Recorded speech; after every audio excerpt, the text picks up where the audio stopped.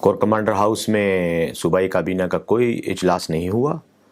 ہاں البتہ corps commander صاحب نے کابینہ کو وزیر اعلیٰ سمیت بریفنگ کے لیے بلایا تھا، اور وہ بریفنگ خیبر پختونخوا صوبے کے جو سیکیورٹی کے حالات ہیں اور جو دہشت گردی کے واقعات ہو رہے ہیں ان کے تناظر میں تمام کابینہ کو انہوں نے دعوت دی تھی افطار کی.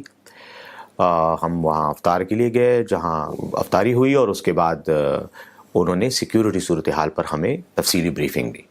تو چونکہ پاکستان کی فوج کی یہ بنیادی ذمہ داری ہے کہ وہ ہماری جو سرحدیں خیبر پختونخوا کی سرحدیں افغانستان کے ساتھ ملتی ہیں، اور وہاں پر جو سیکیورٹی کی صورتحال ہے یا جو خیبر پختونخوا میں دہشت گردی کے واقعات ہو رہے ہیں اس کی بنیادی ذمہ داری فوج کی ہے، ان واقعات کے تدارک کی، ان کو روکنے کی، اور عمومی طور پر سیکیورٹی کو مینٹین رکھنا.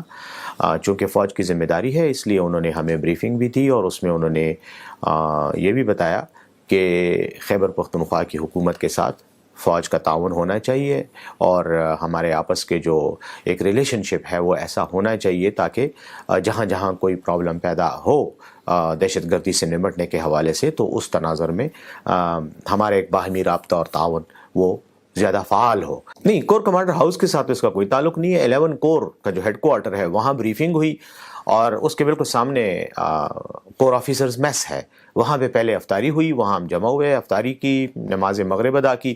اس کے بعد ہم کور ہیڈ کوارٹر آئے 11 کور کے، اور وہاں پر ہمیں ان کا ایک آڈیٹوریم ہے جس میں ہمیں پریزنٹیشن دی گئی. پریزنٹیشن کے بعد کور کمانڈر صاحب نے اور ان کے سٹاف نے ہمیں مختلف جو ایشوز ہیں، مختلف جو اینگلز ہیں سیکیورٹی ریلیٹڈ سچویشن کے، ان پر بریفنگ دی. اور اس کے بعد کویسچن آنسر سیشن ہوا. پھر وزیر اعلیٰ صاحب نے ایڈریس کیا سب کو، حکومت کی جو ترجیحات ہیں اور اس حوالے سے جو اقدامات ہم کرنا چاہ رہے ہیں ان پر وزیر اعلیٰ صاحب نے بات کی، اور ایک اچھے ایکسچینج آف تھاٹس ہوا، ایک ایکسچینج آف ویوز ہوا، جس سے ہمیں بھی کافی کلیئرٹی ہوئی بات سیکیورٹی ریلیٹڈ معاملات کی. اور میں سمجھتا ہوں کہ ہماری بات چیت سے یقیناً فوج کو بھی ہمارے حوالے سے ایک پازیٹیو ہی سگنلز گئے ہیں، اور ان کو بھی ہم نے اعتماد میں لیا اپنے معاملات کے حوالے سے. تو پہلے تو کور کمانڈر ہاؤس میں نہیں ہوا، کور ہیڈ کوارٹر میں ہوا، اجلاس نہیں ہوا، بلکہ ان کی دعوت پر ہم گئے اور انہوں نے ہمیں افطار کی دعوت دی، اور اس کے بعد انہوں نے ہم سیکیورٹی پہ بریفنگ دی. ہم پاکستان کی فوج کے کور کمانڈر کی دعوت پر کور ہیڈ کوارٹر گئے. ہم انڈیا کی فوج کی کور کمانڈر کی دعوت پر انڈین آرمی کے کور ہیڈ کوارٹر نہیں گئے.